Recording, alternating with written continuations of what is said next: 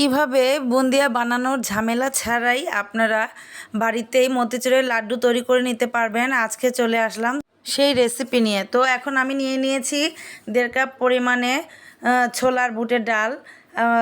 এটাকে আমি সারা রাত ভিজিয়ে রেখেছিলাম এবং এখন একটি ব্লেন্ডারে ব্লেন্ড করে নিচ্ছি একটু পানি দিয়ে।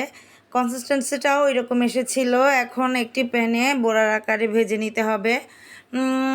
এখানে আমি প্রত্যেকটা বড়াই দিয়ে দিয়েছি প্যান ভরে এবং দেখুন এপাশ ওপাশ করে উলটপালট করে দিচ্ছি যাতে বড়াটা ভাজা হয়ে যায়।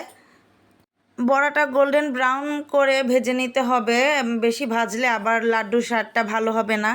তো আমি একে একে আমার বড়াগুলো ভাজা হয়ে গেছে এবং আমি তুলে নিচ্ছি একটি ছিদ্রযুক্ত চামচে করে, তাতে করে তেল ঝরে যাবে।